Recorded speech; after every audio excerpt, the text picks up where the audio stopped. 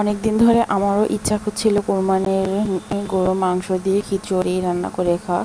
আর আমি আজকে গ্রামের স্টাইলে খিচুড়ি রান্না করব, যেরকম মিলাদে খিচুড়ি রান্না করে রসুন পেঁয়াজ থেঁতা করে।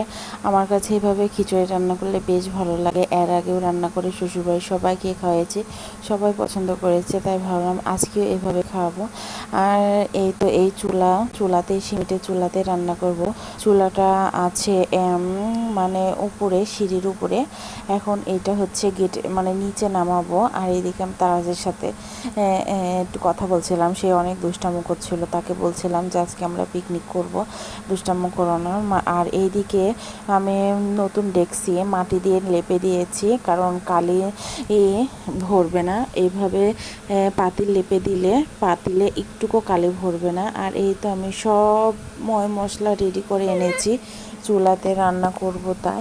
তারপরে এই তো জালও ধরিয়ে দিয়েছি, জাল জ্বলছে। আর চুলার যে কোনো জিনিসই খেতে ভীষণ মজা হয়। এটা এখন আস্তে আস্তে আমি সব মশলা দেওয়া শুরু করে দেব। আগে চুলাটা মানে চুলা জ্বালানো খুবই কষ্টকর, অনেক কষ্ট হয় আমার। তারপরে অবশ্যই চুলাটা জ্বলেছে, তারপরে পরিমাণ মতো তেল দিলাম। তেলের পরিমাণটা একটু অল্পই দিয়েছি, কারণ মাংসের মধ্যে অনেকগুলো চর্বি আছে, তাই তেল অল্প করেই দিব। আমি এখানে পেঁয়াজ থেঁতা আর রসুন থেঁতা আর কাঁচামরিচ দিয়ে একটু নেড়ে চেড়ে নেব, একটু হালকা লাল লাল করে নেব। আর এদিকে আমার যা আমাকে সাহায্য করছিল। তারপরে আমি এর মধ্যে পুরোটা লাল লাল করব না। তারপরে এখানে আমি জিরার গুঁড়া, হলুদের গুঁড়া, মরিচের গুঁড়া, এলাচ, চলা, তেজপাতা এগুলো দিয়ে মশলাতে একটু পানি দিব, দিয়ে ভালোভাবে মশলাটা আমি একটু সময় নিয়ে কষিয়ে নেব নেড়ে চেড়ে। আসলে মশলা না কষালে ভালো লাগে না। এই খিচুড়িটা আমি অনেক মনের মতোভাবে রান্না করছিলাম। তারপরে এই তো মাংস আর আলু নেড়ে চেড়ে নিচ্ছি, মাংসটা ভালোভাবে কষিয়ে নেব। মাংসটা একদম কষিয়ে সিদ্ধ করে নেব। এইভাবে খিচুড়ি তোমরা কে কে পছন্দ করো কমেন্টে জানিও। আমার কাছে তো বেশ ভালো লাগে। ভিডিওটা একটু অন্ধকার হয়েছে, কারণ ওখানে কোনো লাইট ছিল না, সম্পূর্ণ ফোনের আলোতেই রান্না করা হয়েছিল, কারণ সিঁড়ির নিচে লাইট দেওয়া হয়নি।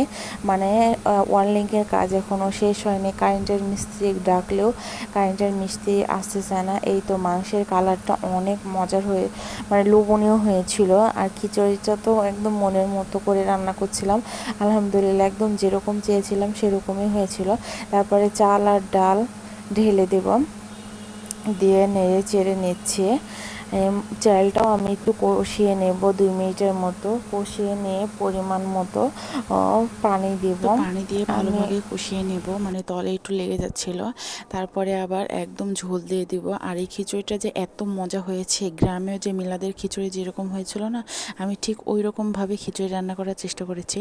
আর ওই খিচুড়ি আমার মাঝে মাঝে খেতে ইচ্ছা করে। আর এখন শহরে থাকি তো ওই খিচুড়িটা পাই না, মিস করি। তাই আমি আগে দেখতাম যে ওই খিচুড়িটা কীভাবে রান্না করতো, তাই ওই দেখে মানে মনে করে ওই খিচুড়িটা রান্না করে। আর আলহামদুলিল্লাহ এই খিচুড়িটা একদম 10 মিনিটের মধ্যে শেষ হয়ে গেছে। মানে ফ্যামিলির সবাই এত পছন্দ হয়েছে আর এত মজা হয়েছে, আমার হাজব্যান্ড তো খেতেই চায় না, কিন্তু কি জানি আজকে 3 প্লেট মানে খিচুড়ি খেয়েছে। মানে এত মজা হয়েছে, বুঝতেই পারছেন।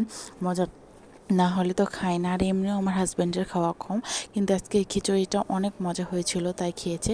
তো আমার ভিডিওটা ভালো লাগলে প্লিজ তোমরা সবাই সাবস্ক্রাইব করো, আমার নতুন পেজ সাপোর্ট করো।